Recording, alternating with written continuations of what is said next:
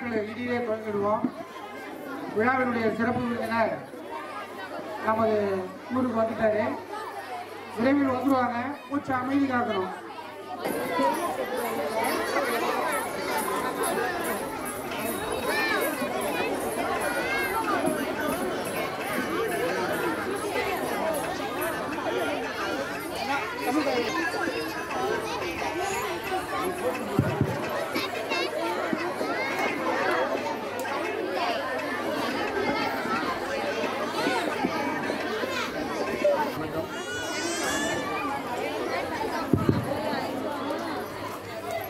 திருப்பூர் தெற்கு ஊராட்சி ஒன்றிய தொடக்கப்பள்ளியில் 100ஆண்டு விழாவினை தொடங்கி வைக்க வருகை புரியுமாறு ஊராட்சி ஒன்றிய தொடக்கப்பள்ளியின் தலைமை ஆசிரியர் அவர்களை பணியோடு அழைக்கிறேன். மாலை வணக்கம். இப்பொழுது நம்மளுடைய இந்த 100ஆண்டு விழாவானது தொடங்க உள்ளது. முதலில் நம்ம தமிழனை வணங்கி தமிழ் தாய் வணங்கி எல்லாரும் ஒரு நிமிஷம் அமைதியாக எழுதிச்சுருங்க.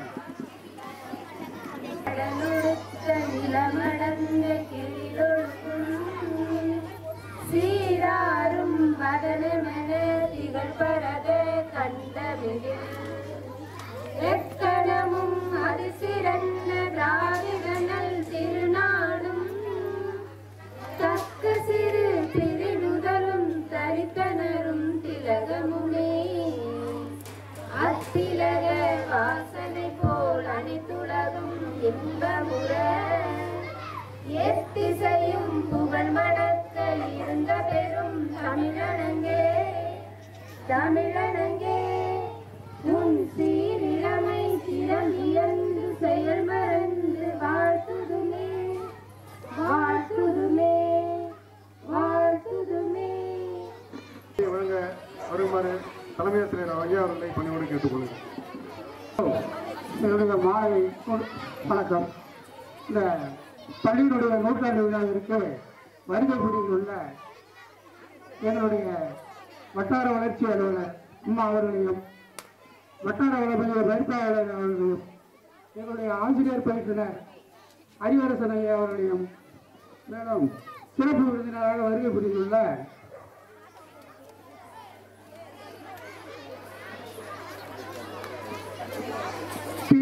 ஜம்புலிங்கம் உதவி காவல் ஆய்வாளர் அவர்களையும் மற்றும் சிறப்பு விருந்தினராக சென்னையில் இருந்து வருகை புரிந்துள்ள திரு ரா திருமூர்த்தி பிஏபிஎல் வழக்கறிஞர் சென்னை உயர்நீதிமன்றம் மற்றும் ஐயா அக்வா வாட்டர் பிளான்ட் அவர்களையும் எங்கள் பள்ளியின் சார்பாக இந்த 100ஆண்டு குழுவின் சார்பாகவும் வருக வரவேற்கிறேன்.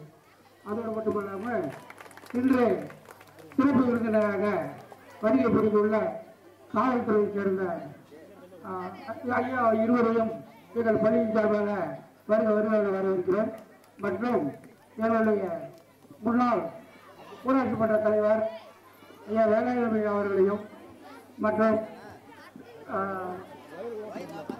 மருதமுத்து திராவிட முன்னேற்ற கழக ஒன்றிய செயலாளர் அவர்களையும் மற்றும் முன்னாள் வார்டு உறுப்பினர் பெரியசாமி அவர்களையும் எங்கள் பள்ளியினுடைய ஆசிரியர்கள் எங்கள் பகுதியினுடைய பள்ளியின் ஆசிரியர்கள் செல்வராஜு அவர்களையும் அந்த நரையூர் ஏடிடபிள்யூ தலைமை ஆசிரியர் முனியன் ஐயா அவர்களையும் மற்றும் உள்ளூர் முக்கிய பிரதிநிதிகளான டிபிகே ராஜா அவர்களையும் அடுத்து இங்கே முன்னாள் நம் பள்ளியில் நம் மேல்நிலை பள்ளியில் பணிபுரிந்து வந்த நம் ஊரை சேர்ந்த திரு ஜெயபிரகாஷ்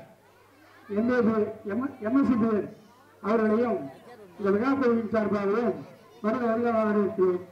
மற்றும் மேலும் சில நாம் விடுபட்டிருந்தாலும் இந்த முன்னாள் மாணவர்கள் இந்த விழாவை சிறப்பாக நடத்தி கொடுப்பதற்கு உறுதுணையாக இருக்கக்கூடிய முன்னாள் மாணவர்கள் அவர்கள் அனைவரையும் எங்கள் விழா குழுவின் சார்பாக வருக வரவேற்கிறேன்.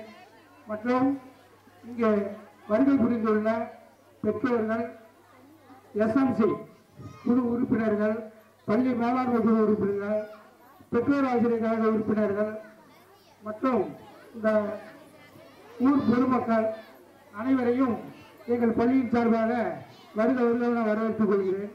அதோடு மட்டுமில்லாது எங்கள் பள்ளிக்கு இந்த வீடியோ கவரேஜ் செய்ய வந்துள்ள சத்யாசுரிய நண்பர்கள் அனைவரையும் எங்கள் பள்ளியின் சார்பாக வருக வருக வரவேற்கிறேன். மற்றும் இப்பள்ளியினுடைய விழா மேலை தொழில் முடியும் அமைப்பு அனைத்தையும் செய்து கொடுத்த எஸ்ஆர் சேகர் அவர்களையும் எங்கள் பள்ளியின் சார்பாக வருக வருக வரவேற்று பெற்றோர்கள் மற்றும் நம் மாணவ செல்வங்கள் அனைவரையும் எங்கள் பள்ளியின் சார்பாக வருக வருக வரவேற்கிறோம். அதோடு மட்டுமல்லாது ஒரு சிறிய வேண்டுகோள், எல்லோரும் கொஞ்சம் அமைதியாக இருக்கணும், அதுதான் ரொம்ப முக்கியம். அதே மாதிரி எங்கள் பள்ளிக்கு வருகை புரிந்துள்ள எங்கள் பகுதியைச் சேர்ந்த ஆசிரியர்கள் அனைவரையும் எங்கள் பள்ளியின் சார்பாக வருக வருக என வரவேற்கிறோம். மீண்டும் ஒரு முறை கேட்டுக்கொள்வது, மிகுந்த அமைதியோடு நீங்கள் ஒத்துழைப்பு கொடுத்தாதான் இந்த விழா சிறப்பாக அமையும். எனவே மிகவும் அமைதியாக இருந்து இந்த விழாவினை சிறப்பிக்குமாறு அன்புடன் கேட்டுக்கொண்டு விடைபெறுகிறேன். நன்றி, வணக்கம். பள்ளியின் 100ஆண்டு விழாவிற்கு வருகை தந்துள்ள ஊர் பொதுமக்கள், பெற்றோர்கள், மாணவர்கள் அனைவருக்கும் எங்கள் பள்ளியின் சார்பாக நான் வணக்கத்தை தெரிவித்துக் கொள்கிறேன். கொஞ்சம் அமைதியா பொறுமையா இருந்து கேளுங்க. பிள்ளைங்களாம் சத்தம் போடாதீங்க. ஆண்டறிக்கை கொஞ்சம் லென்த்தா இருக்கிறதுனால கொஞ்சம் அமைதியா பொறுமையா கேட்டுக்கொள்ளுமாறு பணிவுடன் கேட்டுக்கொள்கிறேன். ஆண்டறிக்கை. கடலூர் மாவட்டம் மங்களூர் ஒன்றியம் எங்கள் பள்ளியான சிறுபாக்கம் தெற்கு ஊராட்சி ஒன்றிய தொடக்க பள்ளியின் 100ஆண்டு விழா தற்பொழுது வெகு சிறப்பாக கொண்டாடப்படும் இந்நேரத்தில் விழாவிற்கு வருகை தந்துள்ள அனைவரையும் வரவேற்று வணங்கி பெருமைமிகு இந்நூற்றாண்டு விழாவில் 2024-25ஆம் ஆண்டின் 25ஆம் கல்வியாண்டிற்கான ஆண்டறிக்கை வாசிப்பதில் பெரும் மகிழ்ச்சி அடைகிறோம். தொட்டனை தூறும் மணற்கேணி மாந்தர்க்கு கற்றனை தூறும் அறிவு என்பது நம் வள்ளுவர் வாக்கு. எங்கள் பள்ளி தொடங்கி 104 ஆண்டுகள் ஆகிறது. இப்பள்ளி தொடங்கிய நாள் 18/6/1921. 4 தலைமுறைகளை கண்ட சிறப்பு வாய்ந்தது இப்பள்ளி. தொடக்க நிலையில் சுமார் 300 மாணவர்களுக்கு மேல் பயின்றனர். 8 ஆசிரியர்கள் பணிபுரிந்தனர். கற்க கசடர கற்பவை கற்ற பின் நிற்க அதற்கு தக என்பதற்கு ஏற்ப இப்பள்ளியில் பயின்றவர்கள் அரசு பணியிலும் ஆசிரியர் பணியிலும் வழக்கறிஞர்களாகவும் பொறியாளர்களாகவும் உயர் அதிகாரிகளாகவும் காவல்துறையிலும் மற்றும் பல பொறுப்புமிக்க பதவிகளிலும் சமுதாயத்தில் நன்மதிப்புடன் திகழ்கிறார்கள் என்பதில் பெருமை கொள்கிறோம். இத்தகைய உயர்வுக்கெல்லாம் காரணம் ஒழுக்கம், ஒற்றுமை, ஆசிரியருக்கு கீழ்ப்படிதல், சகோதர மனப்பான்மை போன்ற நற்பண்புகளை வளர்த்த ஆசிரியர் பெருமக்களையே சாரும். எங்கள் பள்ளி சுமார் 34,880 சதுர அடி பரப்பளவை கொண்டுள்ளது. 4 வகுப்பறைகள் உள்ளது. திறன்மிகு வகுப்பறை, அதாவது ஸ்மார்ட் போர்டு கிளாஸ் ரூம் ஒன்று உள்ளது. மின்சார வசதி, இணைய வசதி உள்ளது. அனைத்து வகுப்புகளுக்கும் மின் விசிறி, சுடல் விளக்கு ஆகியவை உள்ளது. கழிப்பறை வசதி உள்ளது. குடிநீர் வசதி உள்ளது. மின் மோட்டார் வசதி உள்ளது. சத்துணவு சமையல் கூடம் உள்ளது. தோட்டம் உள்ளது. மாணவர்கள் மகிழ்ச்சியாக விளையாட விளையாட்டு மைதானம் உள்ளது. பள்ளியை சுற்றி சுற்றுச்சுவர் உள்ளது. அரசால் வழங்கப்படும் அனைத்து நலத்திட்டங்களும் உரிய காலத்தில் பெற்று உடனுக்குடன் மாணவர்களுக்கு வழங்கப்படுகிறது. தினமும் சுத்தமான சுகாதாரமான முறையில் தயாரிக்கப்படும் காலை உணவு, மதிய சத்துணவு, முட்டை வழங்கப்படுகிறது.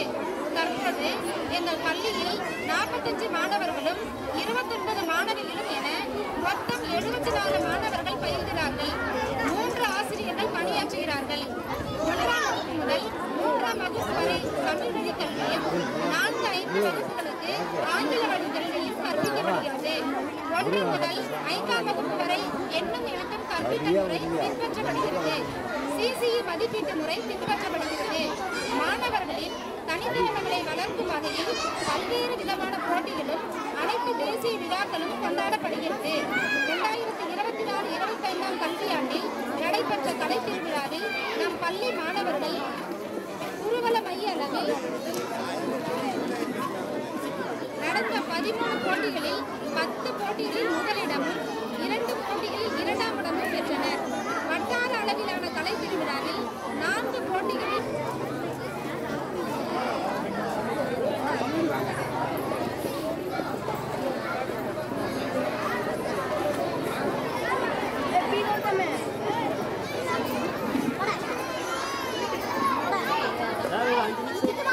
மாணவருமான பாசத்துக்குரிய சகோதரர் திருமூர்த்தி ராமையா அவர்களை உங்களுடைய பலத்த கரகோஷத்துடன்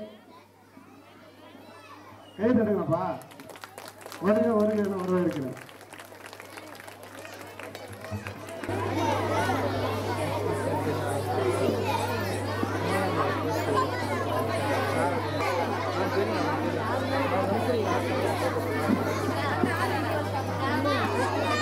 வணக்கம். இப்பொழுது நமது பள்ளிக்கு சிறப்பு விருந்தினராக வருகை புரிந்துள்ள ஐயா திருமூர்த்தி அவர்களுக்கு நமது விழாக்குழுவின் சார்பாக இந்த பொன்னாடையை அணிவிக்கிறோம்.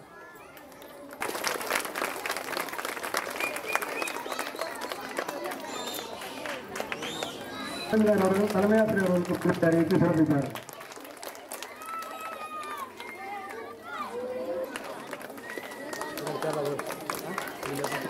கேமரா பாருங்க.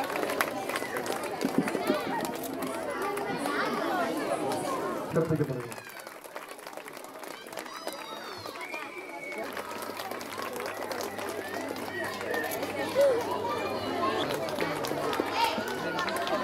நரையூர் ஆந்திரா நலப்பள்ளியின் கேமரா பாருங்க.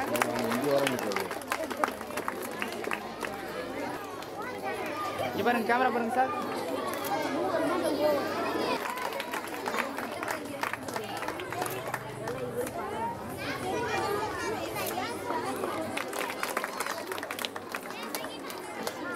நான் இங்க பாருங்க. பொன்னாடை அணிவித்து சிறப்பிக்கிறார்.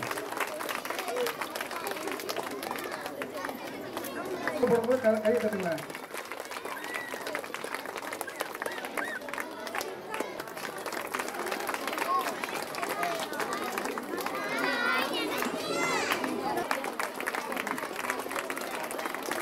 இங்க பாருங்க.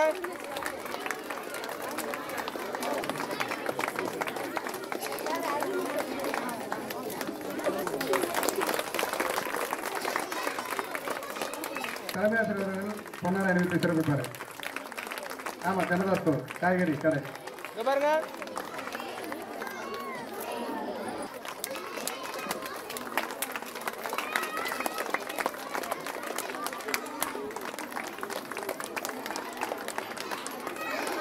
சார் இங்க பாருங்க.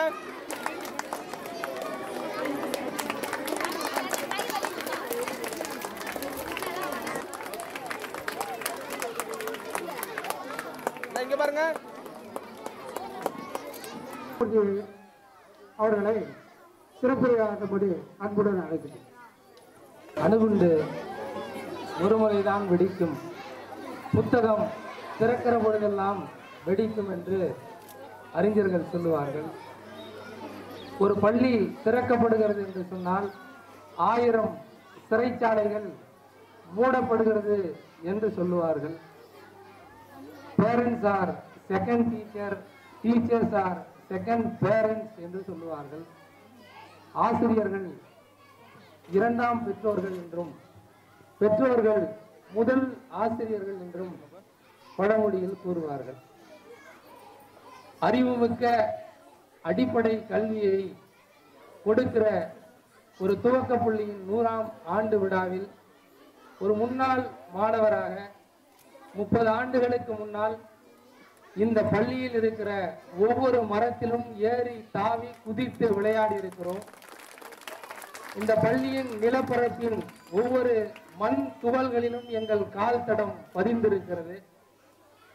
30 ஆண்டுகளுக்கு முன்னால் உணர்வும் உணர்ச்சியும் மிக்க எங்களை பயிற்றுவித்த ஆசிரியர்கள் இங்கே அமர்ந்திருக்கிறார்கள். இப்பொழுது படிக்கிற குழந்தைகள் இங்கே அமர்ந்திருக்கிறீர்கள். இந்த பள்ளியின் தலைமை ஆசிரியராக கடந்த 4 ஆண்டுகளாக சிறப்பாக பணியாற்றி கொண்டிருக்கிற 100வது ஆண்டு விழாவில் தலைமையேற்று இந்த விழாவை சிறப்பாக நடத்த வேண்டும் என்கிற முன் முனைப்போடு நடத்தி கொண்டிருக்கிற மதிப்பிற்குரிய தலைமை ஆசிரியர், அன்புக்குரிய ஆசிரியர் சிவகுமார் அவர்களே, சிவகுமார் அவர்களின் துணைவியார் அவர்களே, இந்த பள்ளியினுடைய துணை ஆசிரியர்களாக பணிபுரிந்து கொண்டிருக்கிற பெருமதிப்பிற்கும் மரியாதைக்கும் உரிய ஆசிரியர் பெருமக்களே, நான் இப்படி உயர்வதற்கும் என்னை போன்று என்னோடு படித்த மாணவர்கள் உயர்ந்த நிலையை அடைவதற்கும் எங்களை 2 ஆசிரியர்கள் நாங்கள் படிக்கிற பொழுது ஊக்குவித்திருக்கிறார்கள். ஒருவர் இன்று உயிரோடு கிடையாது, அவர் அண்மையில் இறந்து போனார். உங்களுக்கெல்லாம் தெரியும், அவர் பெயர் பெரியசாமி என்று. அவரை அழைப்பது மிளகார்வாதியார் என்றுதான் அழைப்பார்கள். இங்கேதான் அவர் தங்கியிருந்தார். அண்மையில் காலமானார். அவர் ஒருவர். இன்னொருவரை நீங்கள் தெரிந்து கொள்ளே ஆக வேண்டும். எப்பொழுதும் தான் செய்கிற பணியை தெரியப்படுத்திக் கொள்ளாமலேயே மாணவர்களுக்கும் இந்த சமூகத்திற்கும் பணியாற்றுகிற ஒரு ஆசிரியர் இப்பொழுதும் எனக்கு முன்னால் அமர்ந்திருக்கிறார். அவர் பெயர் ஜெயபிரகாஷ். அவருடைய அப்பாவும் தலைமை ஆசிரியராக இருந்தவர். அவர் இங்கே அமர்ந்திருக்கிறார். நான் 30 ஆண்டுகளுக்கு முன்னால் நாங்கள் எப்படியெல்லாம் இருந்தோம் என்று எண்ணி பார்க்கிறோம். அன்புக்கும் மதிப்பிற்கும் மரியாதைக்கும் உரிய எங்களுடைய ஆசிரியர் ஜெயபிரகாஷ் அவர்களே, இந்த நிகழ்விற்கு கட்டாயம் வந்தாக வேண்டும். எல்லா ஊர் நிகழ்வுக்கும் வந்து எந்த நிகழ்வோ அந்த நிகழ்வை முக்கியத்துவம் கொடுத்து அந்த நிகழ்வை ஊக்குவிக்கிற இந்த ஊரினுடைய முன்னாள் தலைவராகவும் எப்பொழுதும் பாசமாகவும் இருக்கக்கூடிய அன்புக்குரிய முன்னாள் தலைவர் ஐயா வேலாயுதம் அவர்களே, இந்த நிகழ்விற்கு தான் காவல்துறையில் பணிபுரிந்தாலும் கூட கல்வியின் அறிவு திறனை மேம்படுத்துவதில், கல்வியின் சிறப்பை உணர்த்துவதில் நானும் ஒரு பங்கேற்பாளனாக இருப்பேன் என்று வந்திருக்கிற ஊரின் காவல்துறையினுடைய உதவி ஆய்வாளராக இருக்கக்கூடிய அன்புக்குரிய நண்பர் ஹரிதாஸ் அவர்களே, காவல்துறை இன்னொரு ஊழியராக வந்திருக்கிற 2ஆம் நிலை காவலர் அவர்களே, நரையூர் பள்ளியினுடைய ஆதிதிராவிடர் நலத்துறையின் பள்ளியின் ஆசிரியராகவும் மிகவும் கலகலப்பாக எப்பொழுதும் எல்லோரிடத்திலும் அன்பாக பேசக்கூடிய அன்பு ஆசிரியர் அண்ணன் முனியன் அவர்களே, நரையூர் தொடக்க பள்ளியினுடைய ஆசிரியராக பணிபுரிந்து கொண்டிருக்கிற அன்புக்குரிய ஆசிரியர் செல்வராஜ் அவர்களே, நான் இவர்களை எல்லாம் குறிப்பிட்டு தான் ஆக வேண்டும். நீங்கள் ஏதோ இத்தனை வெயிலில் நாங்கள் எல்லாம் காத்திருந்தோம், மணி 5 ஆகிவிட்டது, உடனே பரிசை கொடுத்து விட்டால் வாங்கி எங்கள் வேலையை நாங்கள் பார்ப்போம், டெய்லியும் தான் வெயிலில் இருக்கிறோம், நீங்கள் நினைப்பதெல்லாம் எனக்கு புரிகிறது. ஆனாலும் கூட இங்கே இருக்கிற மாணவர்கள் இவர்களை பற்றி தெரிந்தாக வேண்டும், இவர்களை பற்றி தெரிந்து கொண்டிருக்க வேண்டும். எனவே எதிர்காலத்தில் எப்படியெல்லாம் மாணவர்கள் உருவாக நினைக்கிறார்கள் என்பதை அவர்கள் அறிவார்கள் என்பதால் நான் சொல்லித்தான் ஆக வேண்டும். அன்புக்குரிய ஆசிரியர் தொண்டாக்குறிச்சி நடுநிலைப் பள்ளியினுடைய ஆசிரியர் அவர்கள் சேகர் அவர்களே, அரசங்குடியினுடைய ஆசிரியர் எட்வின் தேவதாஸ் அவர்களே, இந்த பகுதியினுடைய வார்டு உறுப்பினராக இருக்கக்கூடிய அன்புக்குரிய அண்ணன் பெரியசாமி அவர்களே, நான் முன்னாள் மாணவர், நாங்களெல்லாம் படிக்கிற பொழுது எங்களுக்கு முன்னால் மூத்த மாணவராக படித்தவர் ஒருவர் இங்கே இருக்கிறார். இப்போ மாணவர்கள் ஆசிரியர்கள் இருக்கும், இப்போ ஆசிரியர்களுக்கெல்லாம் ஆசிரியராக ஒருவர் இருக்கிறார். ஆசிரியர்களை பயிற்றுவிப்பதற்காக அவர்தான் அன்புக்குரிய அண்ணன் மதிப்பிற்குரிய தோழராகவும் இருக்கிற அண்ணன் அறிவரசன் அவர்களே. இந்த நிகழ்ச்சியெல்லாம் நடத்துறீங்க, நிகழ்ச்சி நடத்துது. இந்த ஊரினுடைய எத்தனையோ வேலைகள் இருந்தாலும் தன் உடல் சுகவீனத்தை எல்லாம் அப்புறப்படுத்தி வைத்துவிட்டு கட்டாயம் இந்த நிகழ்ச்சியில் கலந்து கொண்டே ஆக வேண்டும் என்ற அளவில் வந்திருக்கிற ஊரின் பெரியவர்களாக இருக்கிற பெரியவர்களே, தாய்மார்களே, இந்த நிகழ்ச்சியை ஒருங்கிணைத்து எல்லோரையும் அழைத்து தலைமை ஆசிரியர் செல்வகுமார் அவர்கள் சொல்லியது போல என்னை கூட இன்று நீதிமன்ற பணி உங்களுக்கெல்லாம் தெரியும், வேலை நாட்களில் நியாயம் கேட்டு கடைசியாக வருகிற இடம்தான் நீதிமன்றம். எல்லோரும் நினைக்கிறார்கள் முதலாக அடியெடுத்து வைக்கிற இடம் நீதிமன்றம் என்று. தவறு. கடைசியாக நான் காவல் நிலையத்திற்கு சென்றேன், வருவாய் அலுவலகத்திற்கு சென்றேன், மாவட்ட ஆட்சியர் அலுவலகத்தில் சந்தித்தேன், முதலமைச்சரை சந்தித்தேன், அலுவலகத்தில் பிரச்சனை, உரிமைகள் குறித்த பிரச்சனை என்று கடைசியாக வருகிற இடம் நீதிமன்றம். எனவே கடைசியாக வருகிற அப்படிப்பட்ட நீதிமன்றத்தின் வேலை நாட்களில் ஒரு வழக்கறிஞர் அந்த நீதிமன்ற பணியை விட்டுவிட்டு வருவது என்பது உண்மையிலேயே நான் செய்கிற பணிக்கு அது எதிராக இருக்கும் என்பதால் நான் வேலை நாட்களில் எப்பொழுதும் நிகழ்ச்சிகளை ஒத்துக்கொள்வதில்லை. ஏற்கனவே இதே ஊரில் ஒரு பள்ளிக்கூடத்தில் அழைத்திருந்தார்கள், என்னால் வர முடியவில்லை. காரணம் என்னவென்றால் அதுதான் கடைசி இடம். கட்சிக்காரர்கள் தங்கள் வாழ்க்கையை ஒப்படைக்க வழக்கறிஞரிடத்திலே வந்து ஒப்படைக்கிறார்கள்.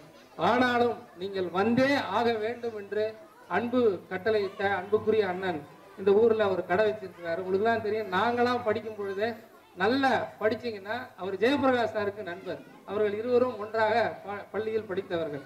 அவர் என்ன பண்ணுவாருன்னா, படிச்சீங்கன்னா நல்ல மார்க் இருக்கு, நல்ல மார்க் எடுத்தா உங்களுக்குலாம் வந்து ஒரு பரிசு கொடுக்கப்படும் என்று ஜெயபிரகாஷ் அறிவிப்பார். இப்பொழுதெல்லாம் அரசாங்கம் அறிவிக்கிறது. ஆனால் அரசாங்கம் அறிவிப்பதற்கு பல பத்தாண்டுகளுக்கு முன்னதாகவே ஒரு ஆசிரியர் இந்த பணியை செய்தார் என்றால் அவர்தான் ஜெயபிரகாஷ் ஆசிரியர். அவருடைய நண்பர் தான் ராஜா அவர்கள்.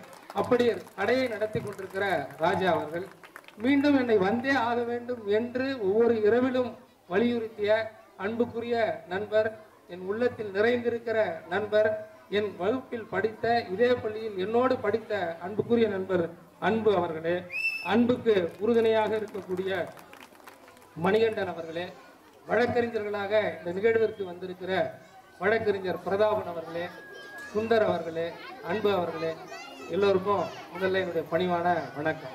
நான் ஒன்றும் ரொம்ப நேரம் எடுத்துக்க போறதில்லை. ஏன்னா வணக்கம் சொல்றதுக்கு இந்த ஆளை இவ்வளோ நேரம் எடுத்துக்கிட்டாருன்னா நீங்கள் ஒன்றும் நினைக்க வேணாம். நான் ஒரே ஒரு செய்தியை சொல்வதற்காகத்தான் வந்தேன். காரணம் அதில் ரெண்டு இருக்கு. ஒன்று, ஒரு நாட்டின் மிகப்பெரிய செல்வந்தர் இருந்தார்கள். இங்க இருக்கிற பசங்கள்லாம் இப்போ இந்த கதையை சொன்னதற்கு பிறகு உங்களுக்கு ஒரு பரிசு கொடுக்கப்படும். கேள்வி கேட்போம். அந்த கேள்விக்கு தலைமை ஆசிரியர் ஏற்கனவே சொன்னாரு, கேள்வி கேட்போம், கேள்விக்கு சரியாக பதிலளிக்கிற மாணவர்களுக்கு நல்ல பரிசு கொடுக்கப்படும். பரிசுலாம் நாங்கள் வாங்கிட்டு வந்திருக்கோம். ஒவ்வொரு மாணவருக்கும் நிறைய பரிசு இருக்கு. அந்த பரிசெல்லாம் நாங்கள் கொடுப்போம். இந்த கதை என்னன்னா, ஒரு நாட்டில் ஒரு மிகப்பெரிய செல்வந்தர் இருந்தார். அந்த செல்வந்தருக்கு நிறைய பணம் இருந்தது. அது எந்த நாடு என்று பின்பாடு சொல்லுகிறேன். அந்த செல்வந்தர் மிகப்பெரிய தங்கத்தை வைத்திருந்தார்.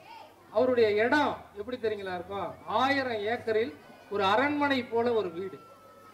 வீட்டுல எல்லாமே இருக்கும், இல்லைன்னு சொல்றதுக்கு எதுவுமே இருக்காது. 1000 ஏக்கரில் ஒரு வனம், ஒரு எழில்மிக்க நீரோடை, பொழுதுபோக்கை கழிக்கக்கூடிய பொழுதுபோக்கு இடம், இதெல்லாம் கூடிய ஒரு மிகப்பெரிய செல்வந்தர் இருந்தார். அந்த செல்வந்தருக்கு ஒரே ஒரு மகன் இருந்தார். அந்த மகனுக்கு அப்பொழுது 12 வயது ஆனது. 1000 ஏக்கர் நிலப்பரப்பில் இருந்த செல்வந்தர் வீட்டில் ஏராளமான ஊழியர்கள் பணிபுரிந்தார்கள். ஏறத்தாழ 100க்கும் மேற்பட்ட வேலையாட்கள் அந்த அரண்மனையில் பணிபுரிந்தார்கள். எத்தனை 100 மனிதர்கள் பணிபுரிந்தாலும் கூட அந்த செல்வந்தரினுடைய மகனுக்கு தன்னுடைய ஒத்த வயதில், அந்த மகனுக்கு 12 வயது தான், அந்த 12 வயதுக்குள்ளாக இருக்கிற வயதுக்கு ஏற்றாறு போல் விளையாடுவதற்கு யாரும் கிடையாது.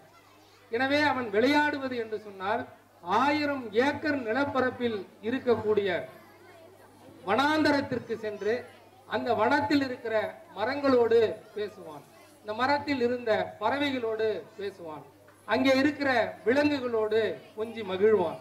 இதுதான் அவனுடைய சுபவாசமாக இருந்தது.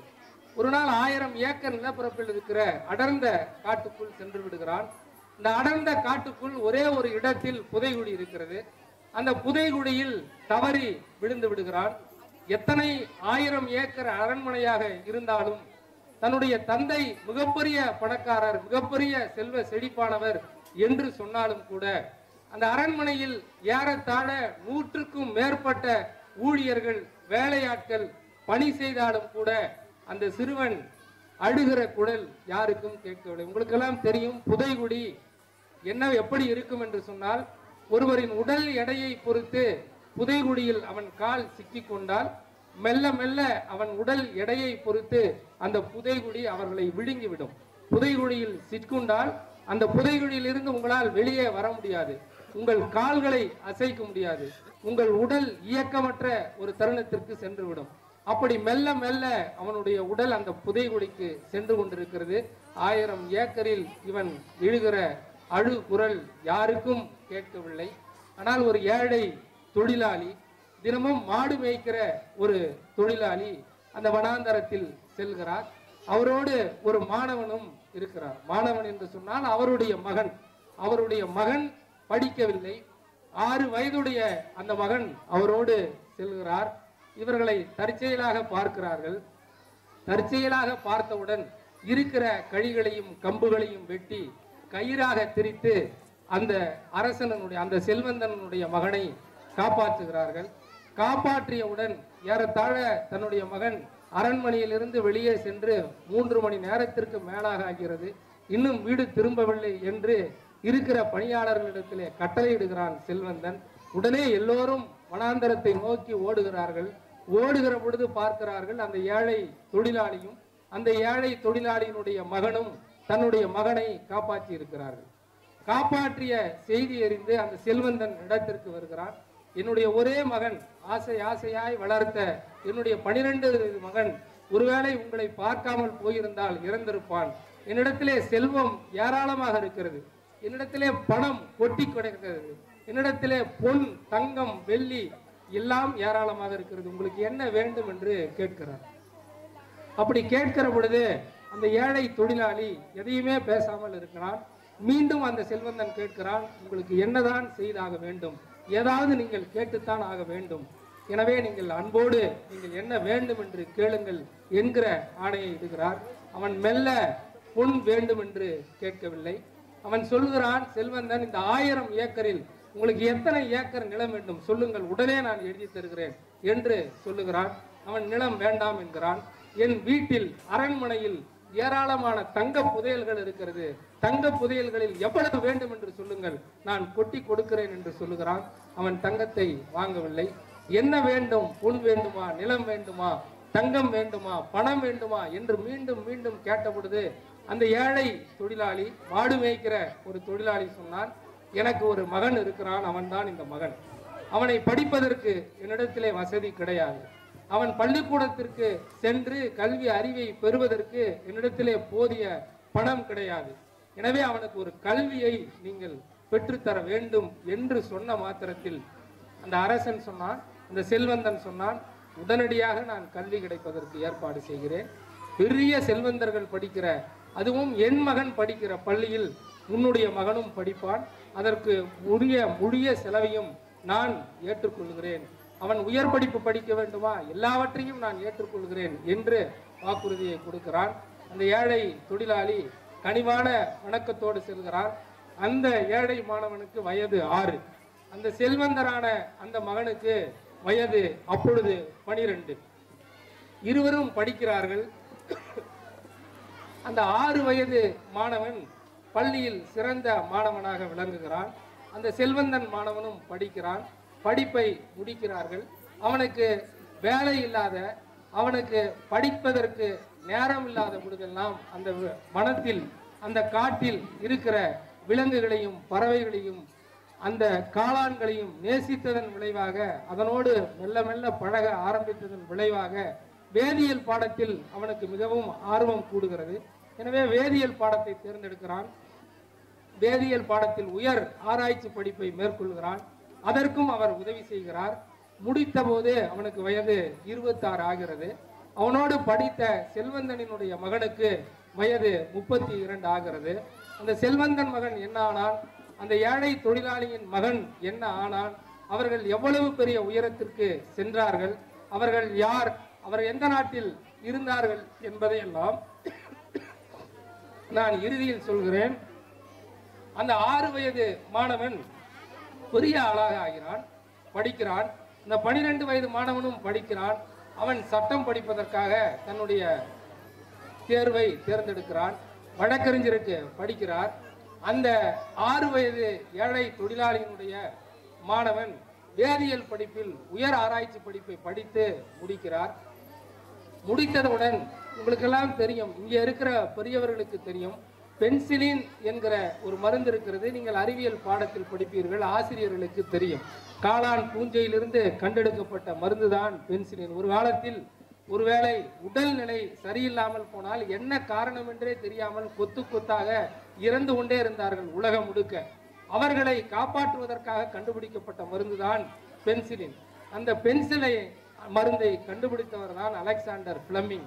அந்த அலெக்சாண்டர் பிளமிங் தான் ஏழை தொழிலாளியினுடைய மகன். அந்த ஏழை தொழிலாளியின் மகன் மிகப்பெரிய ஆராய்ச்சி ஆளனாக ஆனதற்கு பிறகு ஒரு நாள் இந்த செல்வந்தன் மகன் என்ன செய்தான் என்று சொன்னால், வழக்கறிஞராக தேர்ந்தெடுக்கிறான், அரசியலில் குதிக்கிறான், ஒரு நாட்டின் அரசியல் தலைவராகிறான். இரண்டாம் உலக மகாயுத்தம் நடந்த பொழுது அந்த இரண்டாம் உலக மகாயுத்தத்தை, இரண்டாம் உலக போரை முன்னின்று நடத்திய வின்ஸ்டன் சர்ச்சில் என்று சொன்னால் அவன்தான் அந்த செல்வந்தனின் மகனாக இருக்கிறான். அந்த செல்வந்தனின் மகன் அரசியலில் ஈடுபட்டு தொடர் பிரச்சார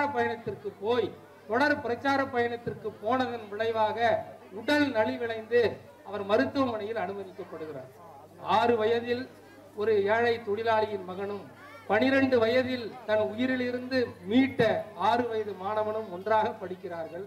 படித்ததற்கு பிறகு அரசியல் பரப்புரை பயணத்தில் நீண்ட நேரம் பயணித்ததால் அவனுக்கு உடல் நலம் குன்றி போகிறது. உடல் நலம் குன்றி போய் மருத்துவமனையில் அனுமதிக்கப்படுகிறான். எல்லா மருத்துவர்களும் வருகிறார்கள், எல்லோரும் சோதித்து பார்க்கிறார்கள். மிகப்பெரிய செல்வந்தனின் மகன், அதையும் தாண்டி அந்த நாட்டின் தலைவராக இருக்கிற, ஜனாதிபதியாக இருக்கிற, இந்த நாட்டில் இருக்கிற பிரதமரை போல அந்த நாட்டின் அதிபராக இருக்கிற வின்ஸ்டன் சர்ச்சிலுக்கு ஒரே ஒரு மருந்து தான் உங்களுக்கு இருக்கிறது. அது என்னவென்று சொன்னால், காளான் பூஞ்சையிலிருந்து கண்டுபிடிக்கப்பட்ட பென்சிலின் மருந்து. அந்த பென்சிலின் மருந்தை நீங்கள் உட்கொண்டால் கட்டாயம் நீங்கள் உடல்நிலை சீராகும் என்று மருத்துவர்கள் சொல்லுகிறார்கள். அந்த பென்சிலின் மருந்தை கொடுப்பதற்காக வந்த மாணவன் தான் வின்ஸ்டன் சர்ச்சில்.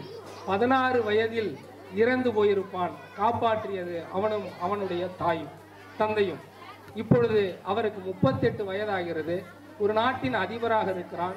இந்த நாட்டின் அதிபராக இருந்த அதிபரை காப்பாற்ற முன்வந்தது கல்வியின் மூலம் பெற்ற அறிவும், அந்த அறிவின் மூலம் கண்டுபிடிக்கப்பட்ட ஆராய்ச்சியின் முடிவும், அந்த ஆராய்ச்சியின் முடிவினால் கண்டுபிடிக்கப்பட்ட பென்சிலின் மருந்தும் தான்.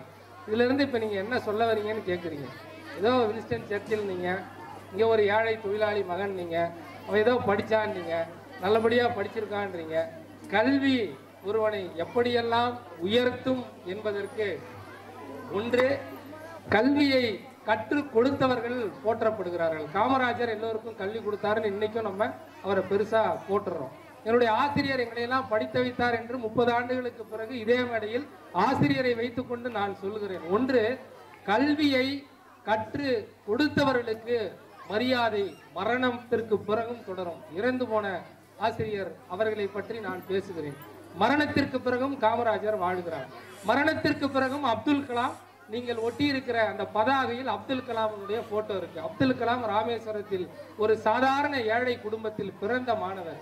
அவர் என்ன பண்ணாருன்னா, பத்திரிகை பேப்பர் ரயில்வே ஸ்டேஷன்ல போட்டு, இன்னைக்கு ராமேஸ்வரம் போனீங்கன்னா பெற்றோர்களுக்கு நான் வைக்கிற வேண்டுகோள் என்னவென்று சொன்னால், அப்துல் கலாம் வீட்டிற்கு அழைத்து சென்று மாணவர்களை காட்டுங்கள். அவர் ஒரு மிகப்பெரிய குடிசை வீடு தான், ஒரே சின்ன குடிசை வீடு தான், இப்பொழுது ஓட்டு வீடா மாத்தி இருக்கிறாங்க.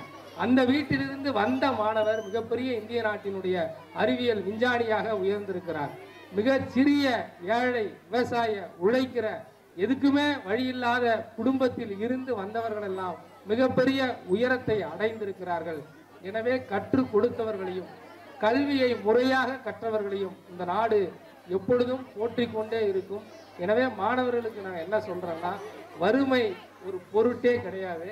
வறுமை உங்களை வளமையாக மாற்றுவதற்கு கல்வி ஒன்றுதான். நெல்சன் மண்டேலா சொல்லுவார், நீங்கள் அவமானப்படுகிற எல்லா தருணங்களிலும் வலிமையான ஆயுதம் என்னன்னு கேட்டீங்கன்னா, நீங்கள் உங்களுக்கு எதிராக வசைபாடுபவர்களுக்கு எதிராக உங்களுக்கு கிடைக்கிற வலிமையான ஆயுதம் என்னவென்று சொன்னால், நீங்கள் தோல்வி அடைந்து கொண்டே இருக்கிறீர்கள். தோல்விக்கு எதிராக வலிமையான ஆயுதம் என்னவென்று சொன்னால், நீங்கள் வாழ்க்கையில் வெற்றியை பெற்று வாழ்க்கையில் எல்லோரிடத்திலும் தலை நிமிர்ந்து நடக்க வேண்டும் என்று நீங்கள் முடிவெடுத்தால் உங்களுக்கு கிடைக்கிற வலிமையான ஆயுதம் என்னவென்று சொன்னால், நெல்சன் மண்டேலா சொன்னார், கல்வி என்று சொன்னார். எனவே கல்வியை ஒழுங்காக மாசற்று கற்றவர்கள் எல்லாம் மிகப்பெரிய அறிஞர்களாக ஆகியிருக்கிறார்கள், மிகப்பெரிய ஆசிரியர்களாக ஆகியிருக்கிறார்கள். ஆசிரியர்களுக்கு மறுமுறை நான் நன்றியை தெரிவித்துக் கொள்கிறேன்.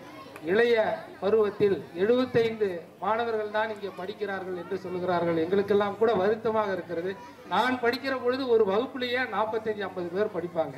பரவாயில்ல, அரசாங்க பள்ளிக்கூடம்.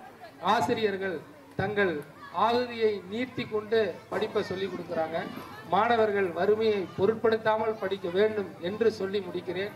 என்ன இந்த இடத்துக்கு கூப்பிட்டு பேச சொன்ன தலைமை ஆசிரியர்களுக்கும் ஆசிரியர்களுக்கும் பெற்றோர்களுக்கும் மாணவர்களுக்கும் மனமார்ந்த நன்றியை தெரிவித்துக் கொண்டு முடிக்கிறேன். நன்றி, வணக்கம்.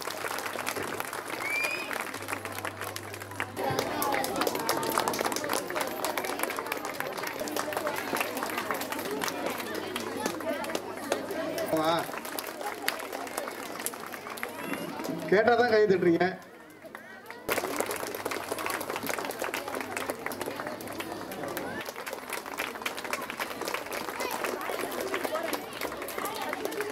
பள்ளி மேலாண்மை குழு ஆசிரியர் மதுரா அவர்கள்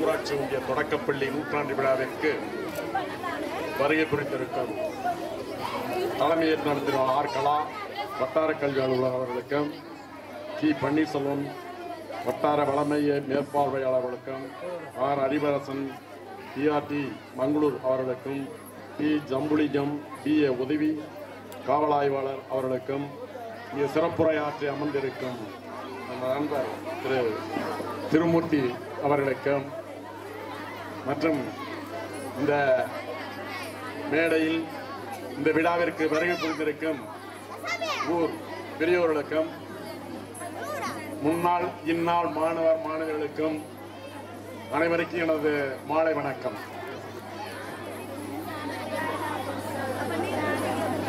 இந்த பள்ளியில் சுமார் 70 ஆண்டுகளுக்கு முன்னால் நானும் ஒரு மாணவன் தான். 1956 இப்பொழுது செங்குந்தர் கல்யாண மண்டபம் இருக்கிறது. அந்த மண்டபத்தில் நான் பயின்றேன். இந்த அளவுக்கு என்னை ஆளுமையாக்கியது உருவாக்கியது இந்த தெற்கு பள்ளி தான். தெற்கு பள்ளி என்று சொல்லிக் கொள்வதற்கு நான் மிகவும் பெருமை அடைகிறேன். இந்த அளவுக்கு நான் ஒரு ஆளுமை வளர்வதற்கு இந்த பள்ளி முக்கிய காரணம். நான்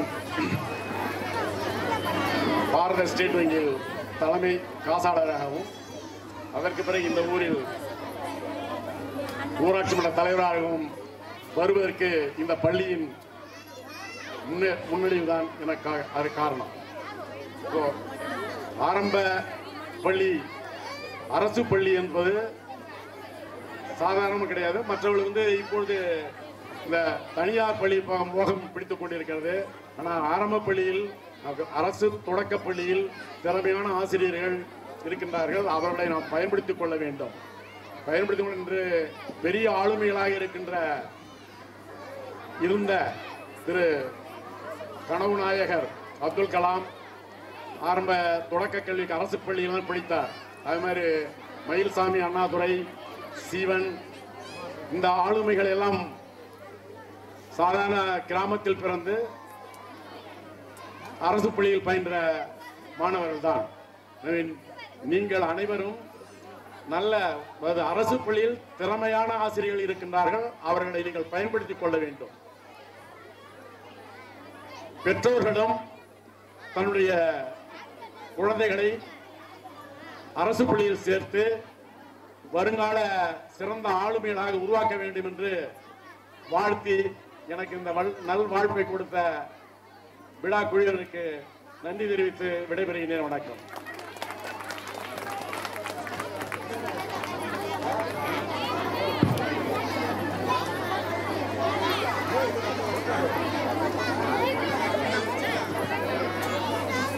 அடுத்து நமது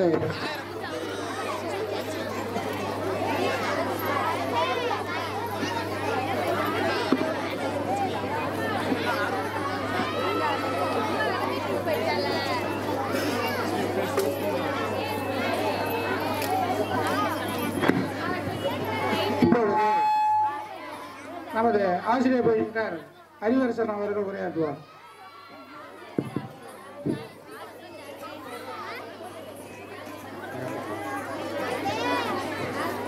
இக்கட்டான நேரம் பேச அழைத்திருக்கிறார்கள். நமது பள்ளியினுடைய 100ஆண்டு விழாவினை சிறப்பிக்க சிறப்பு விருந்தினராக வருகை புரிந்துள்ள சென்னை உயர்நீதிமன்ற வழக்கறிஞருமான எனது பாசத்துக்குரிய சகோதரமான திருமூர்த்தி ராமையா அவர்களே, இந்த விழாவினை முன்னிலை வகித்து நடத்தி கொண்டிருக்கக்கூடிய வட்டார கல்வி அலுவலர் அம்மா அவர்களே, வட்டார வளம் மைய மேற்பார்வையாளர் ஐயா அவர்களே, காவல்துறை உதவி ஆய்வாளர் ஐயா அவர்களே, நம்முடைய சிறுபாக்கம் குருகுல மையத்தை சார்ந்த பள்ளிகளின் தலைமை ஆசிரியர் பெருமக்களே, உதவி ஆசிரியர் பெருமக்களே, சிறுபாக்கம் தொடக்கப்பள்ளி தெற்கு தொடக்கப்பள்ளியினுடைய உதவி ஆசிரியர் பெருமக்களே, இல்லம் தேடி கல்வி மையத்தினுடைய தன்னார்வலர்களே, சத்துணவு பொறுப்பாளர்களே, அங்கன்வாடி பொறுப்பாளர்களே, உங்கள் அனைவருக்கும் ஒருங்கிணைந்த பள்ளி கல்வி சார்பாக இனிய மாலை வணக்கத்தை தெரிவித்துக் கொள்கிறேன். நீங்கள் எல்லாம் ஆவலோடு எதிர்பார்க்கக்கூடிய குழந்தைகளின் கலை நிகழ்ச்சிகள், அதற்காக தான் இந்த விழாவே. ஆனால் அதுக்கான நேரம் கடந்து கொண்டே இருக்கிறது. இருந்தாலும் ஒரு சில விஷயங்கள் மட்டும் நம்ம இந்த விழாவில் கூற வேண்டிய கட்டாயம் இருக்கிறது. எனவே 2 கருத்துக்களை மட்டும் தெரிவித்துக் கொள்கிறேன். ஒரு பொன்மொழி சொல்வார்கள்,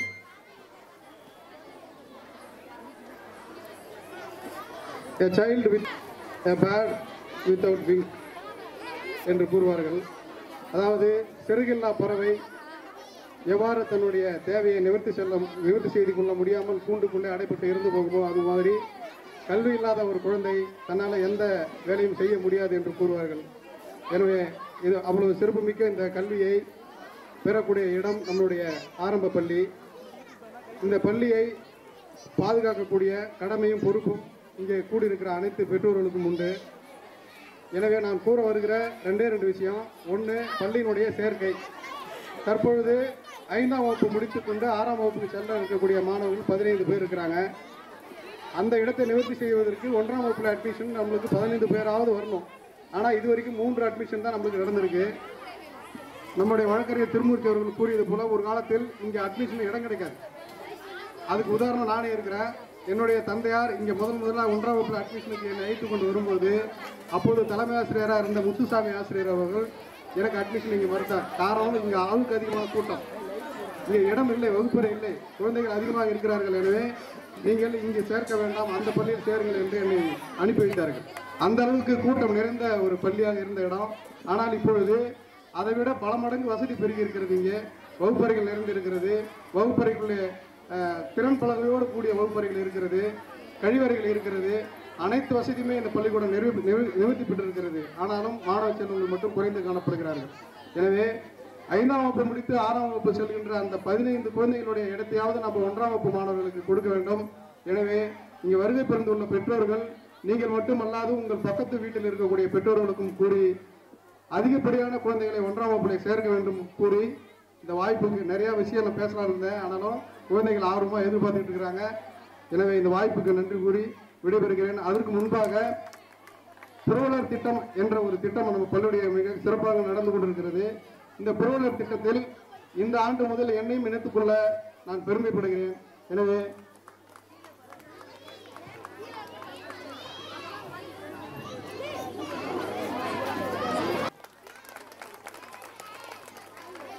இந்த பொருளை அந்த கலைத்திருவிழாவில் வெற்றி பெற்ற மாணவிகளுக்கு நம்மளுடைய திருமூர்த்தி வழக்கறிஞர் அவர்கள் மூலமாக இந்த கேடவைகளை வழங்க உள்ளோம். அடுத்து தர்ஷினி மேம். சார் மெடல் கையால் போடுங்க சார்.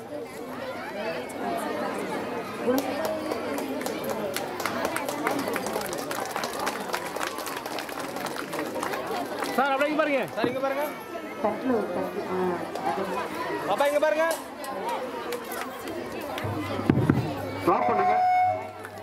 அவங்க வந்துட்டு இந்த மைக் வாங்குறீங்களே, அவங்க ஸ்பீக்கரான்னு கேட்டாங்க. ஆமாண்ணா, மைக்கே இல்லாம சத்தமா பேசுவாங்கன்னு சொன்னோம். உடனே அவங்க நான் அவங்களுக்கு ஏதாவது காம்ப்ளிமெண்ட் பண்ணுவேன், அந்த கப்பை அவங்க ஃப்ரீயா பண்ணி கொடுத்தாங்க சார். அவங்கள போட்டோ படுத்துங்க. சார் இங்க பாருங்க. சார் அப்பா இங்க பாருங்க. தனியா வந்திருக்காங்க. பிரியா வாங்க. குழந்தைங்களா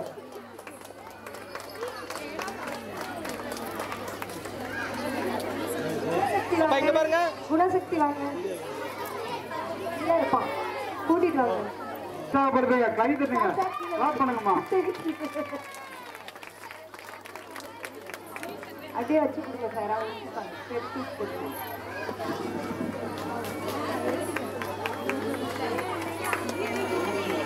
சார் இங்க பாருங்க. ஏ ஓகே சார். கிளாப் பண்ணுங்க, கிளாப் பண்ணுங்க. சார் இங்க பாருங்க. வருங்கால தமிழ்நாடு வீராங்கனைகள். பாப்பா இங்க பாருங்க.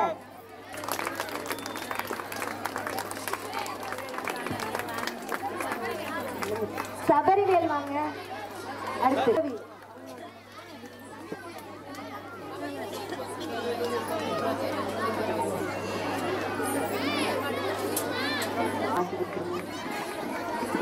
அங்க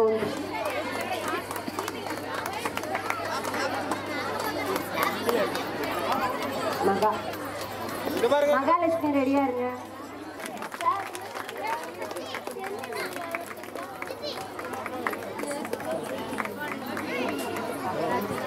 பார்க்கவி பரதநாட்டியம். மகாலட்சுமி அடுத்து ரெடியா இருக்காங்க பரதநாட்டியத்துக்கு. சாயாப்பா தீப்தி. பாப்பா இங்க பாருமா.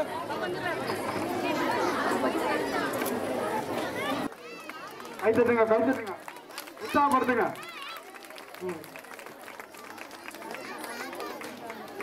ரெடியா?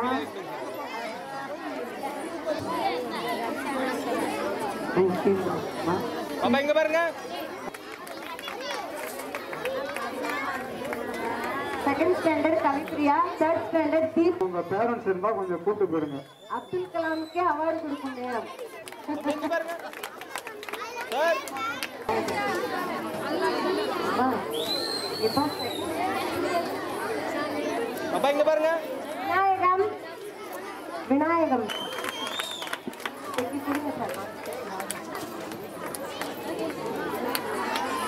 அட்டெண்டன்ஸ் சசிகலா போயிட்டாங்க. அட்டெண்டன்ஸ் சொல்லுங்க. யாரு? கிருத்திக் ராஜ், தேவிகா, ஹாசினி. ஏமா ட்ரெஸ் பார்த்து தூக்கி ஏறுங்கம்மா, விழுந்துடாதீங்க பாப்பா. ஹாசினி, அஞ்சலைலாம். சார் சார் இங்க பாருங்க. விநாயகம் எங்க பாப்பா இங்க இருக்க? பாருமா.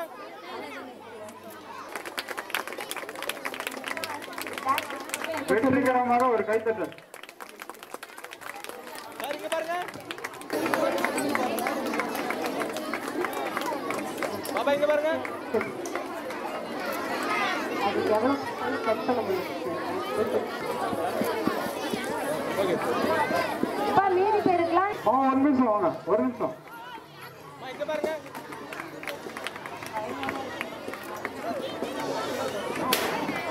நாங்க எதுவும் மறக்க முடியாது. அம்மா இங்க பாருங்க. திருப்பலக்கம் தொடக்கப்பள்ளி ஒரு ஸ்கூலுக்கு